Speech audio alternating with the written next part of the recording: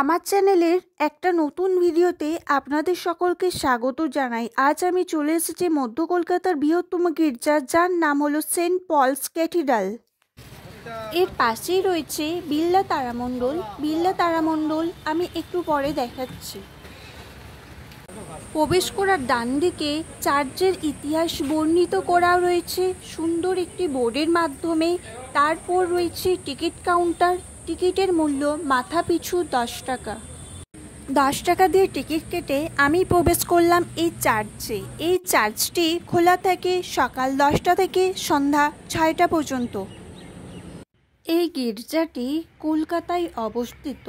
এর নির্মাণ কাজ শুরু হয়েছিল 1839 সালে এবং নির্মাণ কাজ শেষ হয় 1847 সালে।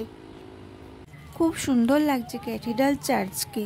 চার্চের বাইরের থেকেও ভেতরটা খুব সুন্দর, কিন্তু ভেতরে ছবি ভিডিও করা নিষেধ রয়েছে। এই চার্চের ভিতরে সেন্ট পলের জীবনের ঘটনাগুলিকে সুন্দরভাবে চিত্রিত এবং খোদাই করা দেখতে পাবেন। এই চার্চের ভিতরে একটি মূল প্রার্থনা ঘর রয়েছে। এখানে পুরুষ এবং মহিলা আলাদা আলাদাভাবে প্রার্থনা করতে পারবেন এবং 1000 জন একসাথে প্রার্থনা করতে পারবেন। এই গির্জার সামনে যেমন বাগান এবং কার পার্কিং রয়েছে, ঠিক তেমনি গির্জার পেছনে রয়েছে খুব সুন্দর একটা মাঠ এবং বসার জায়গা। এবার জানিয়ে দিই এখানে কিভাবে আসবেন। এই চার্চে আসতে হলে সব থেকে সুবিধা হবে মেট্রোয় করে আসতে।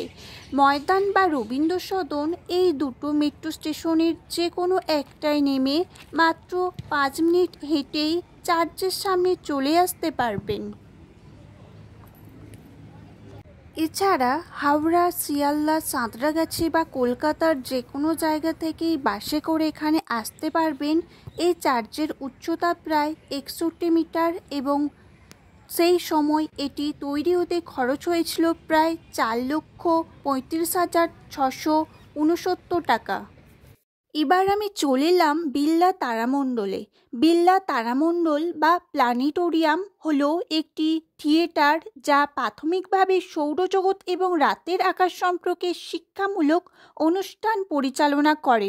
রাতের আকাশের দিকে তাকালে আমরা মহাকাশের দিকে কত কিছুই না দেখতে পাই। এই মহাকাশের অনেক কিছুই আমরা জানি না, তবে মহাকাশ জানার ইচ্ছে যদি আপনাদের থাকে তবে আপনাদের অবশ্যই আসতে হবে বিড়লা প্ল্যানেটোরিয়াম বা তারামণ্ডলে।